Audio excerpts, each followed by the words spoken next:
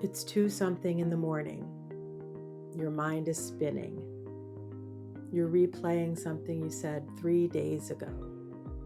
You've gone over the conversation at least 12 times.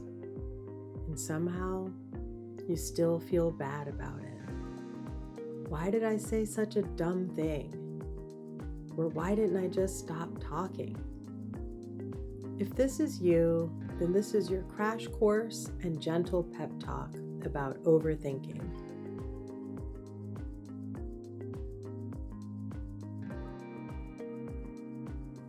Hi friends, I'm Mary Beth. Welcome to Peace in Progress, where we slow down and talk about things honestly and gently.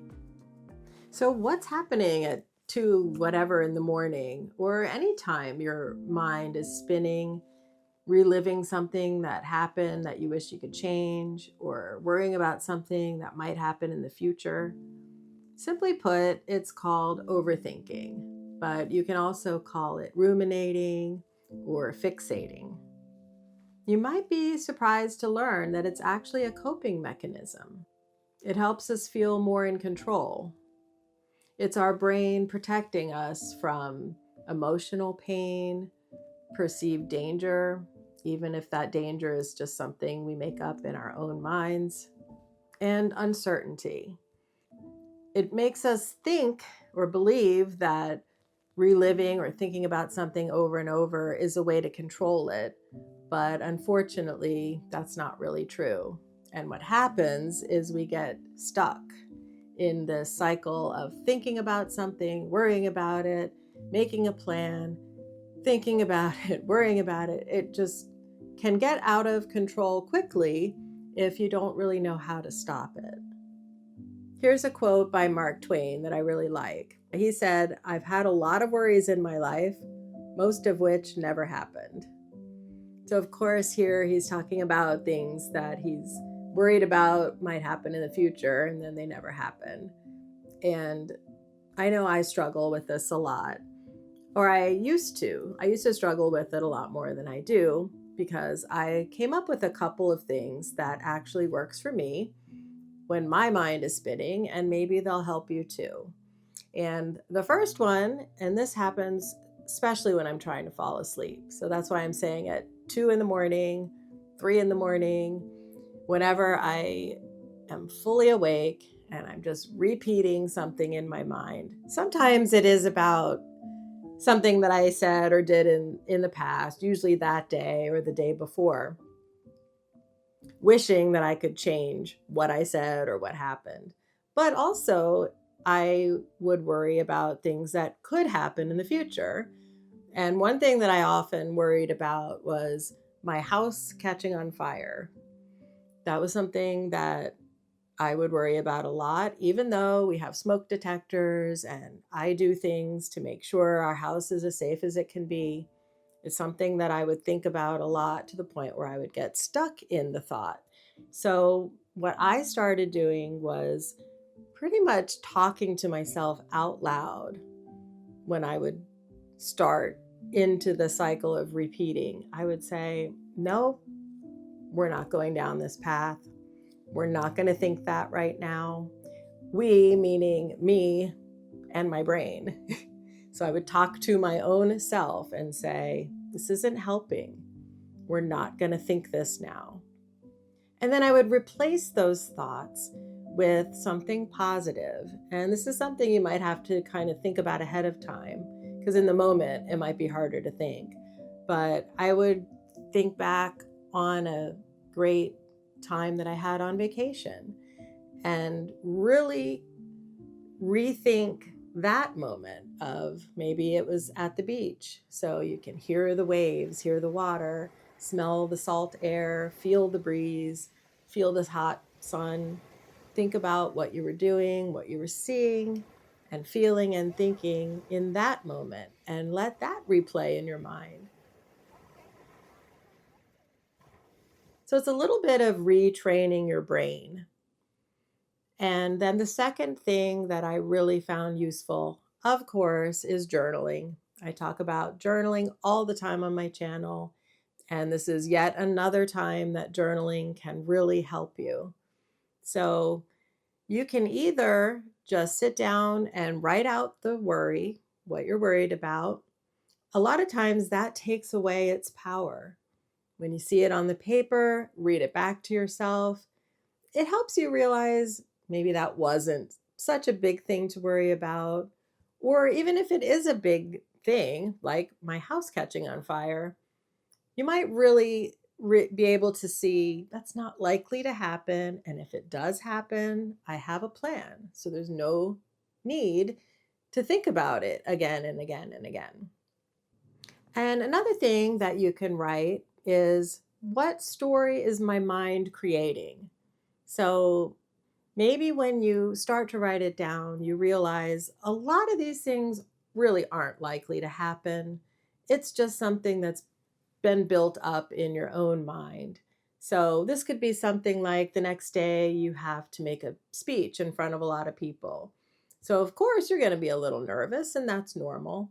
But you start thinking, what if I trip when I'm walking up onto the stage? What if I lose my notes and I have no idea what to say? What if I open my mouth to speak and nothing comes out? These are all the what ifs. Journaling helps you take the what if and turn it into a what is.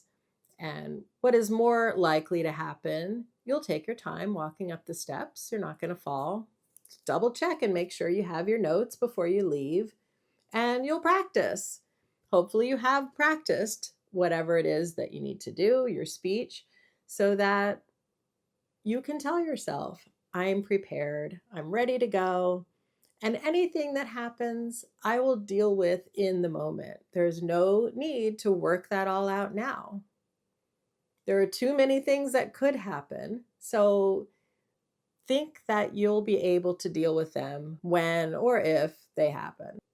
So journaling gives you a good way to reflect, get things into perspective, whereas ruminating is very harsh. It tells you what's wrong or what could be wrong, whereas reflection tells you what's good, what is positive, and what may actually happen. So it's much kinder and gentler to yourself. And remember, there is no wrong way to journal. If you just want to do the stream of consciousness kind, where you just write down everything that you're thinking and feeling as a way of like a talk therapy would be, where you just get it all out, get it onto the paper, close the journal so it's out of your mind and onto the paper. And then you don't need to think about it anymore. It gives you that feeling of like closure. That's a great way to journal. You don't have to have formal prompts or make sure you're addressing certain things. You can just write what you're thinking, what you're feeling, close it up, and then move on. And here are a couple more kind of soothing things that you can tell yourself when you're ruminating, especially at night. I'm sure this happens to you a lot at night when you're trying to sleep. That's when kind of dealing with the day is over and you're left in your own thoughts. But one thing you can tell yourself is, I don't need to figure this all out tonight. I don't need to work out every problem right now. Also, you can't rewrite the past in your head. That's just not how it works. There's no need to focus any of your energy on something that happened in the past that you can't change. It's okay that you learn something from that experience. If you did say something or do something, you've learned from it and you won't do that again. But just replaying it in your head and thinking about it and wishing you could change it, feeling bad about it, that's not helpful, and it definitely won't let you fall asleep. Believe me, I know. And then lastly, tell your mind it's allowed to rest. It's allowed to stop thinking and stop trying to solve problems and figure things out. It's okay to just rest. Of course, this is much easier said than done, but I think through redirection, with thinking of the vacation or your favorite place. That's one way. And then also through journaling, turning it into more of a reflection than a rumination. These are things that can actually allow your mind to slow down and rest. And if any of this resonated with you, you're not alone. And I hope you know that. And I'm glad you're here. I hope you'll subscribe to my channel. I hope to create a community here where we can support each other, slow down, and talk about things like this that actually matter in a way that isn't so formal or unkind. We're all doing our best here. So I hope you'll consider joining me. As always, take care of yourself, and I hope to see you next time.